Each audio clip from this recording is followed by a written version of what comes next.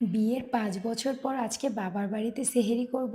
তাই তো বরকে নিয়ে সোজা চলে আসলাম বাবার বাড়িতে। এ যেন এক অন্যরকম শান্তি, যা এতদিন আমি কোনো কিছুতে খুঁজে পাইনি। মা বাবার ডাকটা যতটা না মধুর, এর থেকে বেশি কষ্ট তাদের থেকে দূরে থাকা। আলহামদুলিল্লাহ, আজকে আমার সেই সৌভাগ্যটাও পূর্ণ হলো। এই পবিত্র মাহে রমজানের ২৪তম রোজা সেহেরি করব তাদের নিয়ে। আলহামদুলিল্লাহ। আসসালামু আলাইকুম, আমি আরুষেরও আজকে একটি সুন্দর ভিডিওর ব্লগ নিয়ে চলে এসেছি আবার আপনাদের মাঝে।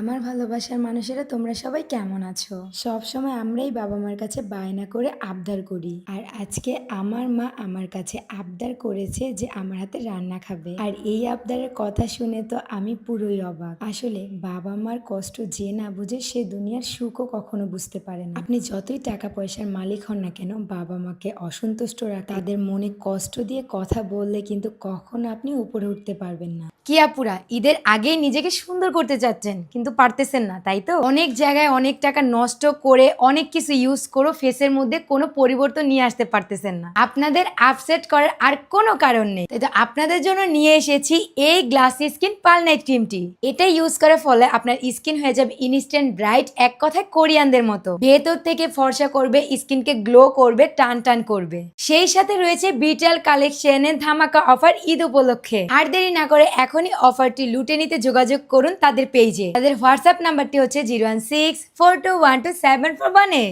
আবার দেখা যায় তাদের মুখে হাসি ফুটিয়ে আপনি মধ্যবিত্ত একটি ঘরে থাকলেও সেই ঘরে সুখ থাকবে। আলহামদুলিল্লাহ, আমাদের ছোট থেকে বড় অবধি হচ্ছে আমাদের বাবা মায়ের দোয়াই আমাদের সাথে আছে। সবাই দোয়া করবেন আমাদের জন্য। আজকে আম্মুর আবদারের সেহরির প্রত্যেকটা রান্না আমি নিজের হাতে করব। সেই সাথে আমার বড় আমাকে সাহায্য করতেছে।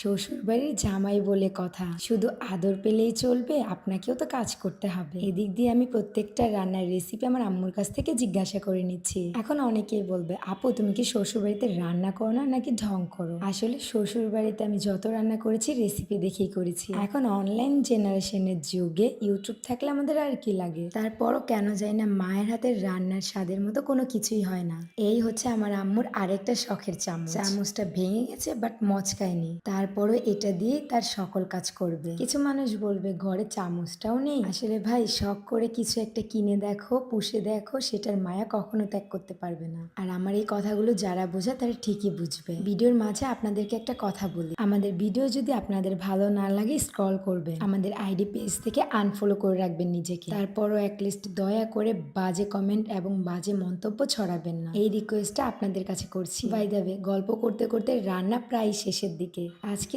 দেশি মুরগি পেঁয়াজ দিয়ে ভুনা করেছি আর জালি দিয়ে তেলাপিয়া মাছের ঝোল রান্না করছি। ইস, কতদিন পর যে আমার আম্মুর চুলায় আমি রান্না করতেছি। আগে যখন আম্মু রান্না করতো পাশে দাঁড়িয়ে থাকতাম, একটু পর এসেই বলতাম, আম্মু আমাকে একটু কুচুনটা দাও, আমি একটু তরকারিটা নাড়া দিয়ে দেই। তখন খুব ইচ্ছে করতো রান্না করা, কিন্তু আম্মু বলতো আগে রান্না শেখো, দেন হচ্ছে রান্না করে খাওয়াবে। এদিক দিয়ে রান্না করতে করতে সেহরির সময় হয়ে গেল। আমাকে আব্বু আম্মু দুজনেই সাহায্য করছিল। আমার বাবা তো একটু পর পর বলতেছে আমার মার হাতে রান্না খাবো আজকে। বিয়ের আগে যেমন বাবার রাজকন্যা হয়েছিলাম, বিয়ের পর ঠিক তেমনই করে আমার বর রাজরানী করে রেখেছে। আলহামদুলিল্লাহ সবকিছুর জন্য। আজকে সেহরিতে আমরা খাবো মুরগি ভুনা, তেলাপিয়া মাছ, চাশনি, পাতাকপি ভাজি দিয়ে। সবাইকে আজকে আমি নিজের হাতে খাবার বেড়ে খাওয়াচ্ছি।